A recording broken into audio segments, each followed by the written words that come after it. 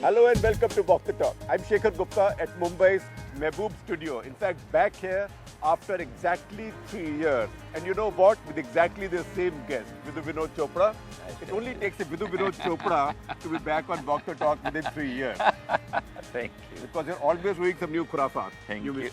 Thank you. So congratulations, your first Hollywood production now. Yes, absolutely. Thank you. Tell us about it. Well, it was a step forward. It was like a dream shaker because I've been very fortunate because most of my dreams that I had were fulfilled, really. So I had to think of at such a young age. Huh? At such a young age.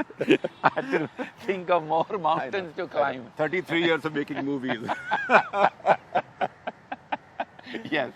So I had to climb more mountains, so to say. So this was when I was nominated for an Oscar in '79, and that is when I thought that, one day I'll write, produce and direct. It started then. I've heard a story about the Oscars. Is it true or is that an apocryphal story? That you went wearing a night suit for the Oscars? How do you know that? So हमारे आदमी भी चारों तरफ फैले हुए हैं.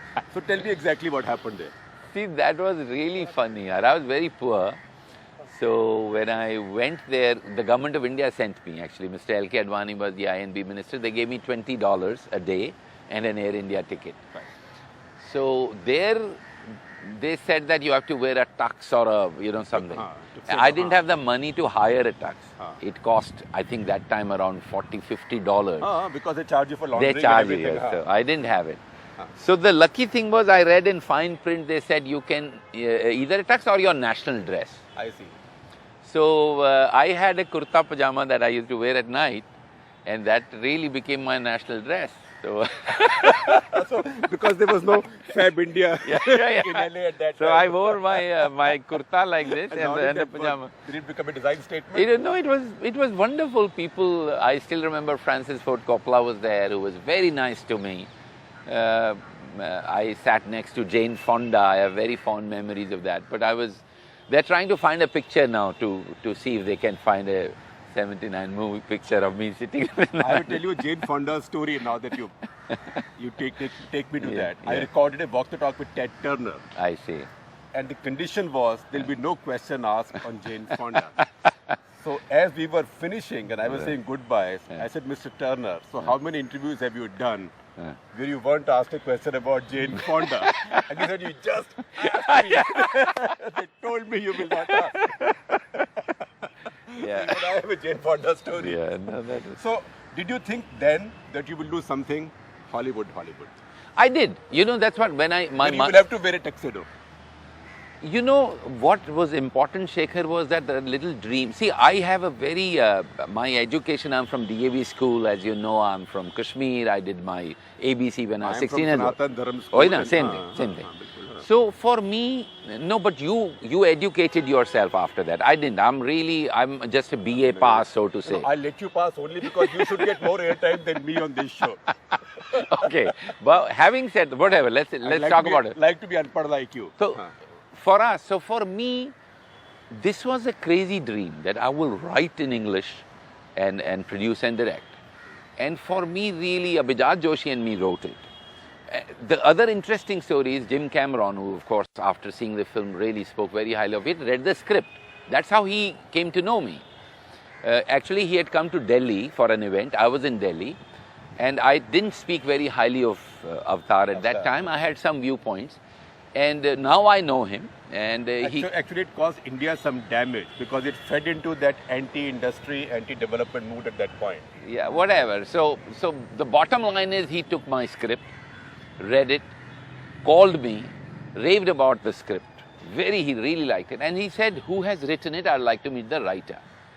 So I said, Jim, we met, but we can meet again. So he asked me, no, but who has written it, Vinod? I said, I have. He said, oh, sorry, I must have missed your name. I said, no, I did not put my name. He said, why? I said, if you read Broken Horses, written by Vinod Chopra, Abhijat Joshi, I said, you'd be checking my spellings on page 3, and on page 10 you would say, what do these Bollywood guys know about Hollywood? Right. He started laughing. He said, that's a wonderful thing you did. And that's how we related to each other. So for me, the dream of going out there and doing something for the first time. Actually started in '79, but it culminated now.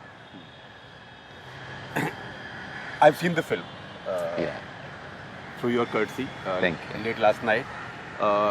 And I can say that I've seen a lot of Indian filmmakers make Hollywood films, but they are either crossover or you see a little bit of an Indian tappa, at least a little bit. Right. This is nothing Indian to it. This is Thank purely you. American, except your names in the credits. So was that deliberate? Yeah, totally deliberate. See, I wanted to do something that's so different. You know, Alfonso Cuarón, who saw the film in London, his first thing was, he looked at me, he said, "How did you do it, Vinod?" And he speaks with a wonderful Mexican accent. I said, "Why, Alfonso?" Because it didn't strike me. He had seen 1942, A Love Story. Right. He said, "This is such a smooth transition to a completely different art form." I didn't realize it till then, Shekhar. When he said it, that's when I figured out that, yaar, see, हम लोगों को समझ में नहीं आता कि हमारा cinema कितना different है. You see PK, it's so different. You see 1942, A Love Story, movies I've directed are very different. And this, as you've seen the film, is very different language. And then he said something, another thing that was interesting. I said, no, lot of Indians, he said, no, see, if you're doing science, you do physics, you are a physicist, but it's the same physics you're studying in, researching. Frankly, even journalism, very similar. Yeah, it is, but cinema, our cinema language is so different of Bollywood that when you go there, it's a different language. What strikes me about the film is also the silences, because it uses silences so beautifully. Yeah. I think if you did that in a Hindi film, there'll be catcalls and Yeah, whistles, no, it's because a different people will think sound has gone off, a car has gone off. It's a different language, Shekhar. So for me, really, the great joy was that it was really like, and what was very nice, the affection of the crew. This is something very interesting. On day one, everybody said, "Mr. Chopra, welcome." And everybody was like, "Mr. Did Chopra." you pronounce your name right? They did, Mr. Chopra. And then what happened on day two, they came and said, "You okay? Everything fine?" By the time day three, it was like, "Vinod, can I get you a cup of coffee? Are you fine?" So it took them 2 or 3 days to figure out that this guy, it was like a Michael Corleone Godfather transition. You know, they kind of figured out, okay, he knows what he's doing. And that was, from that point onwards, the Now crew, I know where you get your inspiration from. You mafioso. straight away. Kashmiri to an Italian. Sicilian. Yeah. So, but I believe you did this in 31 days. Yeah, absolutely. My schedule was, original schedule was 33, I saved 2 days. Actually, I saved $1.2 million off the budget because of the way I shot the film. How much does the film cost you?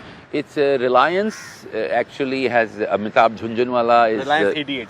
ADAG. He's actually, this is the first film that he's put his name on. In fact, I see him in credits, which is quite remarkable. He has never done that, and it was very kind of him after seeing the film to put his name as executive producer. So they put in $15 million plus $5 million in an earlier project. See, this film was to be done with Nicolas Cage and other actors, Joel Edgerton, Jeremy Renner, earlier on. So they had almost spent $5 million on that.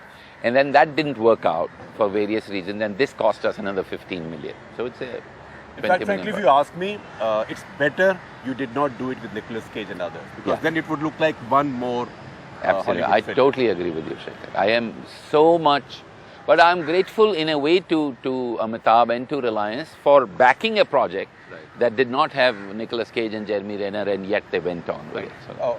Or Steven Spielberg. Absolutely. Absolutely. Tell us a little bit about the film. I know that you don't want to give away this, but it's a very gripping film, that I can say. I mean, I'm a very impatient movie watcher, Right. but I watched it non-stop. See, it's basically a film about brothers. It's a film about family. And like James Cameron said in his official quote, it's like a Southwest noir. And you know, a lot of people called it The Godfather in the Desert. So it really is like a film, like a family film, like a Godfather family, but it's a Western. It's a very unique genre. It has the ruggedness of a Western. Yeah, that's right. In fact, initially when it started, I thought you had actually shot in New Mexico, which is supposed to be the that's location. right. That's right. But you haven't. No, I haven't. I shot in California because the government in California gave me a tax credit. How much awareness do they have about Indian cinema? I mean, do they really want to attract it? Very little. Very little. Very little. You know, we can sit here in our little thing and say, oh, no, but it's like a frog in our well. Because I find that Indian big stars also, when they appear in Hollywood films, they are like either Darbans opening the door, or somebody who appears for 5 minutes like an Indian secret agent. Yeah.